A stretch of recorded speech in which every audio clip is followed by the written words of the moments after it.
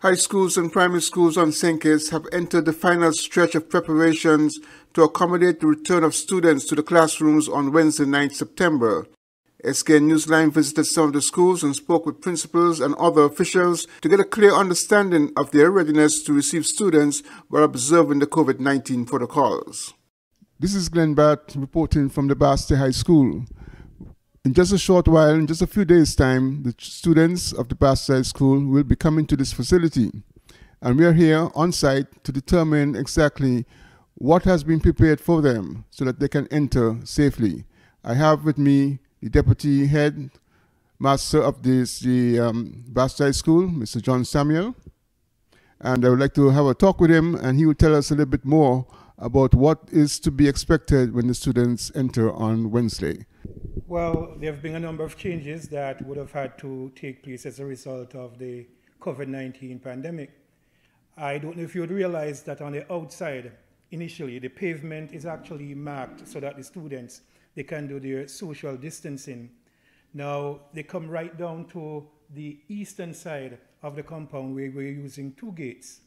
And a number of things will happen on entrance. First of all, there would be an individual who would be using the thermometer to check their temperatures. And that same individual will be asking them a number of questions. Questions such as, have you had any flu-like symptoms within the last 24 hours? Would you have been around anybody who have had flu-like symptoms? Have you been coughing? Have you been sneezing? Have you been experiencing any joint pains and things of that nature? So it's the temperature check along with a number of questions. Then they would go to the security officer who would check their bags as usual. And then after that, they would be directed to the area where they would be occupying within the morning session or the afternoon session, as the case might be, because the Basti High School is operating on a shift system. There are some students who will be coming in the morning, and there would be the other half of the school per se coming in the afternoon. Now, please note that while they are at home, they are expected to be doing their studies online. We are using the blended approach here at the Basti High School, so students are being addressed physically as well as virtually. Miguel Thomas, principal of the Virtuous High School. Here at the Virtuous High School, we have employed the use of a shift system where students of Form 1 and 2, those students comprise the junior section of the school, and they will be coming in on a morning shift, while students of Forms 3 and 4 will be coming in on an afternoon shift. Now, where does that leave us as it pertains to our Form 5 students? It is hoped that once our Form 1 and 2 students have settled in and are engaging in their first session, then our 5th form will now begin. So, Forms 1 and 2, they get 3 sessions per day. In the morning, 1 hour each, instructional time. Forms 3 and 4 in the afternoon, they get 3 as well, 1 hour each. However, our Form 5 students, they are going to get 2 in the morning and 3 in the afternoon, because we know that they are the school leavers, and so we want to maximize an instructional time as much as possible. As it pertains to the protocols that are in place, we recognize that here at the Virtuous High School, numbers are our friend. And so we recognize that our Form 1 and 2 students, they can be accommodated for easily as it relates to the protocols at the gate, the different checks and balances, the recording systems that must be completed before each child enters the school. So we have a system, well, as Minister Powell indicated, schools run from 8 to 4 under this new time. And so our Form 1 and 2 students, they will come and they will be greeted by their homeroom teachers on the various classes, while what we call yearheads, they will be at the gate assisting with the COVID protocols along with a number of persons. Protocols include various hand sanitizations, temperature checks. We recognize that questioning would be paramount in the event that some abnormalities are identified.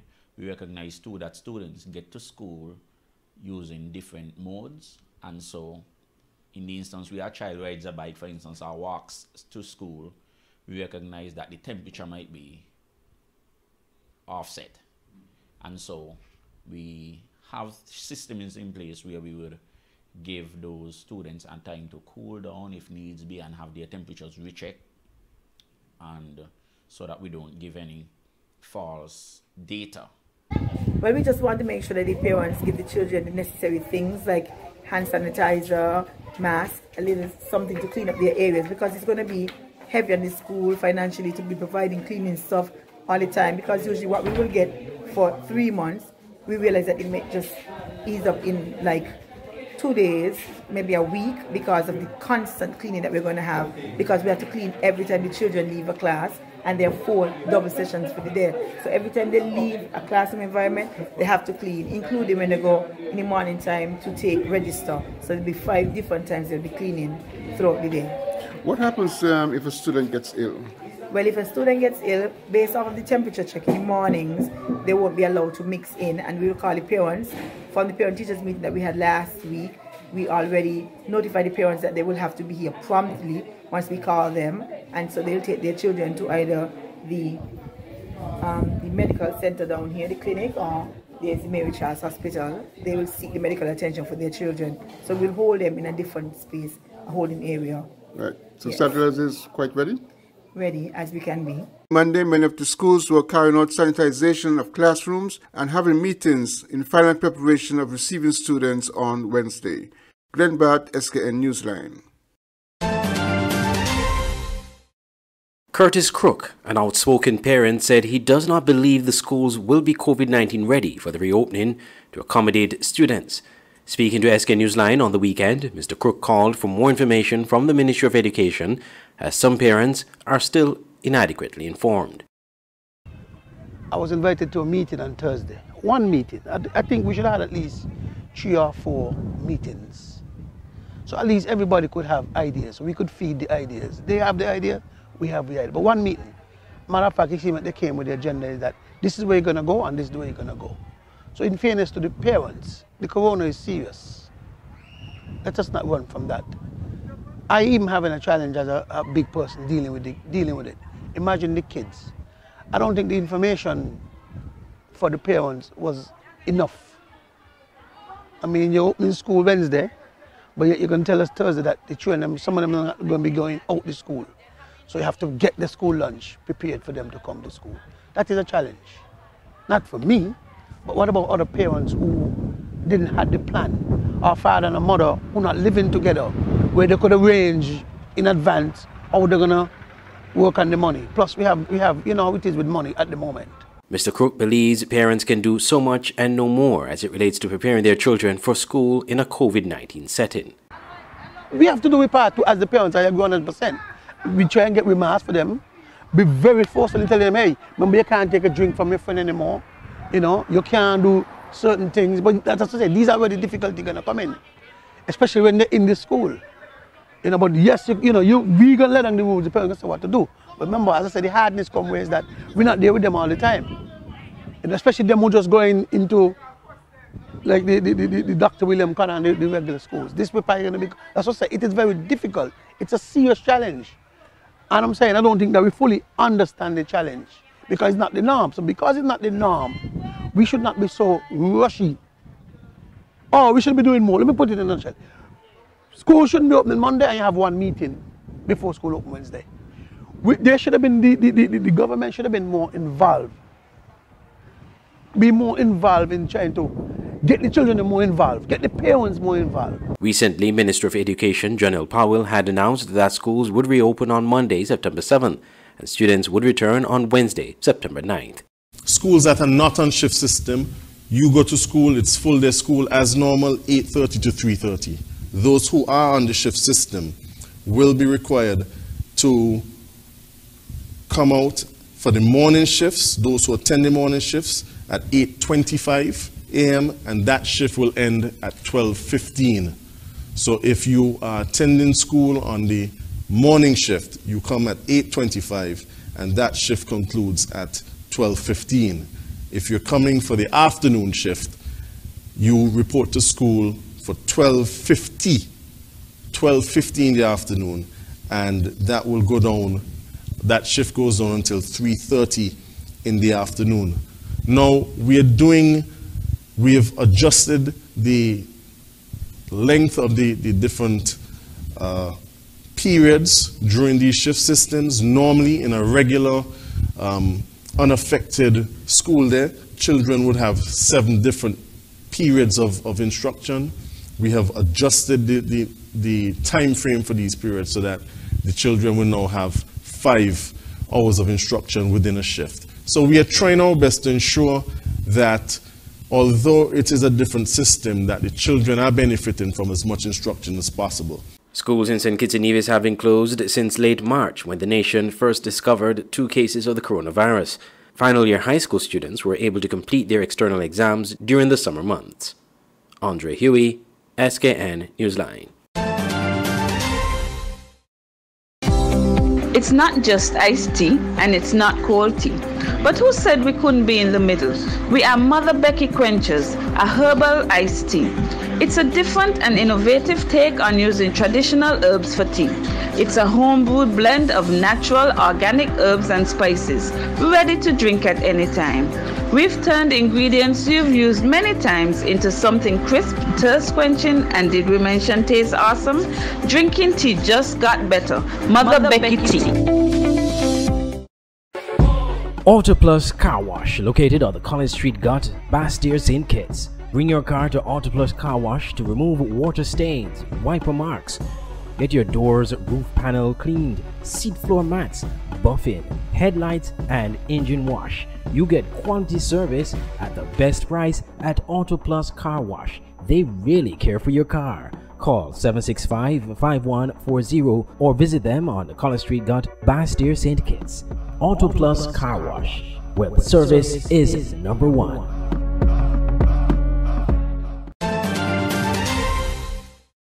Eight students from primary schools on St. Kitts and Nevis were awarded the Warren C. Tyson Memorial Scholarship Award at a short ceremony at the TDC Training Room in Bastyr Saturday. Another 8 students were awarded the TDC Financial Services Academic Excellence Awards.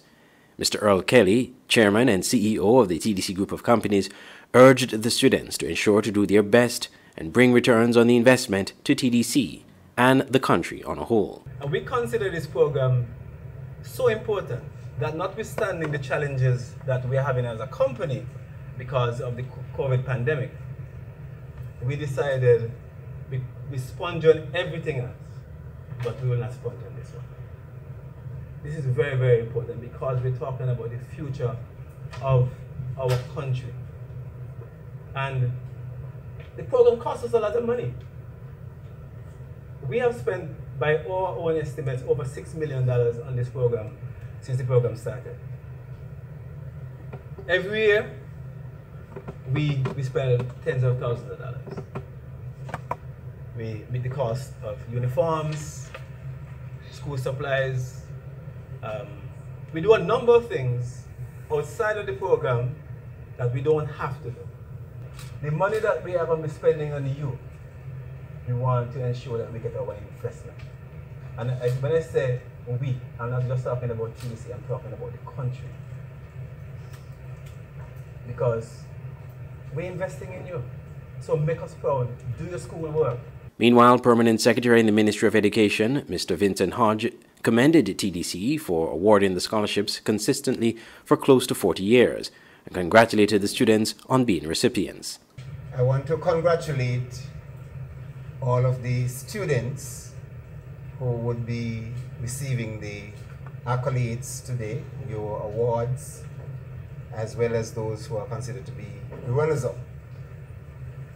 This is in your best interest to ensure that you get an education that is second to none. TDC needs to be commended greatly for doing this for some 39 years, as the director said, Chairman, which means that next year, 40 years, Mr. Kelly, would be a big celebration, yes? Yes. Of course.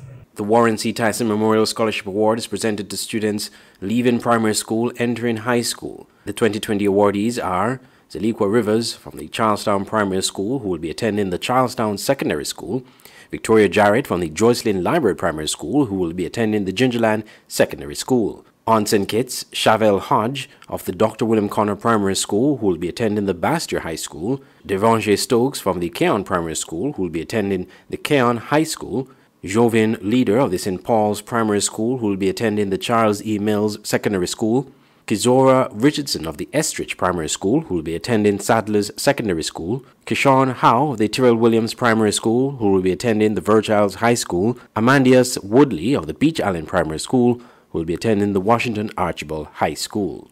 The TDC Financial Services Academic Excellence Award goes to Decoya Mills of the Ivor Walters Primary School on Nevis, who will be attending the Charlestown Secondary School, Talia Claxton of the Joycelyn Library Primary School, who will be attending the Gingerland Secondary School, and Amina Kelly of the Dean Glassford Primary School, who will be attending the Bastyr High School, Arinha Mitchum of the Violet Petty Primary School, who will be attending the Keon High School, Devontae Walters of the Newton Ground Primary School, who will be attending the Charles E. Mills Secondary School, Lavonna Body of the Edgar T. Morris Primary School, who will be attending the Sadler's Secondary School, Josiah James of the Bronte Welsh Primary School, who will be attending the Virchilds High School, and Tanisha Brazier of the Dr. William Connor Primary School, who will be attending the Washington Archibald High School.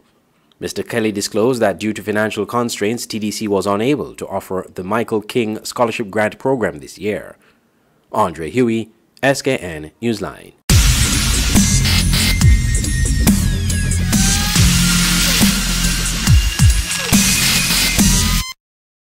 The Trinbago Knight Riders crushed the St. Kitts Nevis Patriots by 9 wickets in the final preliminary match of the 2020 Hero Caribbean Premier League season.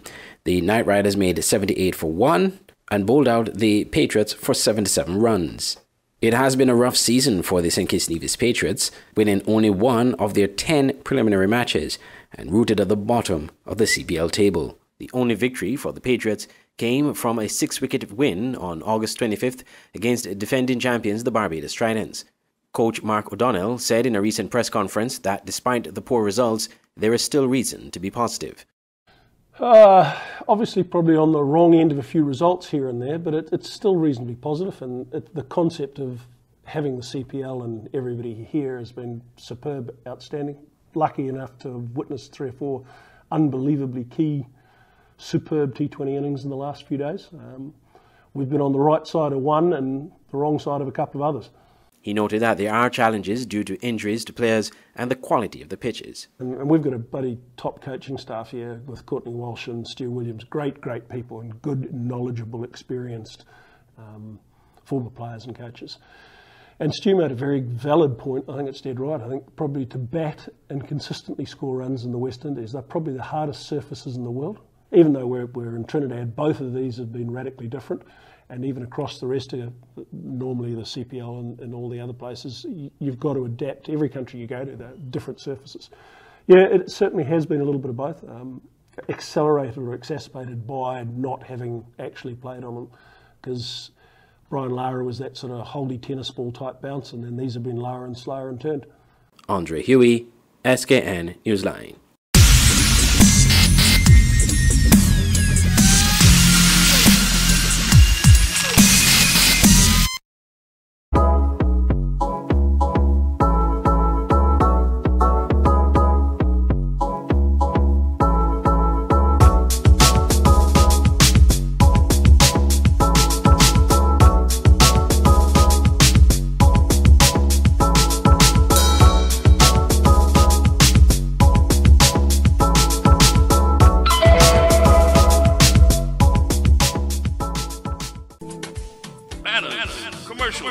Decal printing, canvas prints, license plates, posters. We at Multigraphics are dedicated to providing quality products and service to our customers. Our team takes pride in the craftsmanship and is passionate about its work. Every job, large or small, is important. Most of our customers come to us through referrals. That's because our #1 priority is service. We serve a wide variety of customers, such as restaurants, retail stores, manufacturers, trucking companies, and many more. Our capabilities include design, production, and installation. How can we help? We are located at Bird Rock at the Woods Right compound. Call us at 869-763-1511 or 784-491-7599. Multi-Graphics.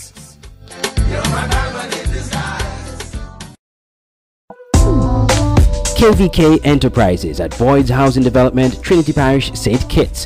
For all your t-shirt printing, banners and signs, promotional products, shipping, motivational speeches, computer classes, agro-processing, art and craft, and desktop publishing.